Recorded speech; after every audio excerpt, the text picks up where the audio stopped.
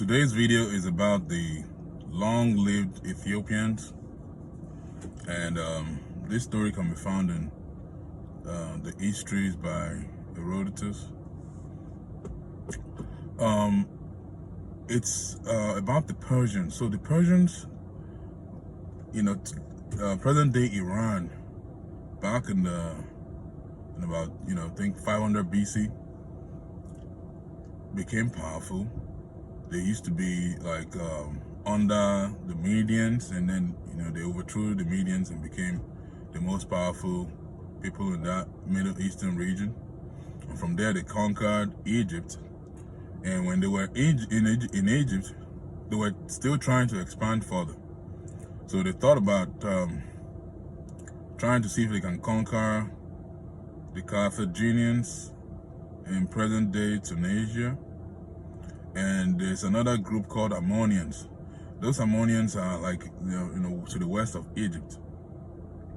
And the third group they tried to conquer are these so-called long-lived Ethiopians. Apparently, those people were known to some of the scholars back then. And there is a story that they have something they call the Table of the Sun, where apparently they believe that gods actually came to eat at that table. And then there's also the reputation that these folks were the most handsome in the whole world. That's what they believed back then. So the king of the Persians, his name is Cambyses, he decided to send spies to these long-lived Ethiopians. And when the spies got there, they were telling the king of the Ethiopians that, hey, we just want to be friends and allies with you and everything. And the king already knew that they're lying. So, it's like, hey, you guys are spies. And he doesn't buy their story. But, he exchanged some gifts with them, asked them questions about their culture. For example, he asked them what kind of food do they eat and how long do people live over where they're from. So the guy said, oh, the Persians tend to live to about 80 years old, and they mainly eat bread. The king of the Ethiopians said, well, you can't live long if you're eating bread. But in their country, they eat boiled meat and milk. And the average lifespan was 120 years.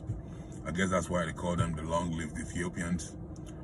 They also have something called crystal coffins, where they have like see-through coffins where you can see the dead person, embalmed and everything. So, they have some, interesting things. And there is also a spring of water that they have that they believe has some magical powers that, that can make you continue to be young and everything. So these spies went back to the king of, the Persian king that was at that time in Egypt, and told him this story. And before they left, the king of the Ethiopians told them that, hey, that they are lucky that the Ethiopians did not have it in their mind to conquer other people, and that if the Persians want to conquer them, they should not do so until they can find someone from their country that can pull the same type of bow that the Ethiopians use to fight wars. Because he gave it to the spies, none of them were able to pull that bow. So he said, whenever you are able to do that, you can come and fight us. And by the time that the spies told Cambyses this is a very, how do you say it? Someone that is very cocky, I guess. And he got very angry. And normally when you want to plan an invasion, you take months to figure out how to, divide supplies, people, and all that stuff. But he just said, hey, get all the army together at once. We're gonna march to this so-called long-lived Ethiopians. So he got all his army together. They got in the middle of the desert, because you have to cross the desert to get to these folks. And they ran out of water. Their horses started dying, and there was no more food. And after a while, the soldiers started to like draw lots and say, hey, we're gonna choose one of us that we're going to kill and eat. So they would take one out of every 10 persons after every so many days and kill to eat. So when the king of Persia, Cambyses, heard this, he said, well, I think we've suffered enough. Let's just turn back. So they ended up never getting to fight with these long-lived Ethiopians, and then, they went back to Persia. And another group that he sent his army to, the Ammonians. The Ammonians are a mixture of Egyptians and Ethiopians as well. Some people said that there was some kind of sandstorm before they got there, and that sand just buried all the soldiers. Some people believe that maybe they got hungry and whatever, and people just came and bought their military equipment from them or paid them off, and just that didn't happen either. So it was such a disastrous time for Cambyses that by the time he got to Egypt, after a few, I don't know, days or years after that, he actually died himself. That was replaced by another ruler.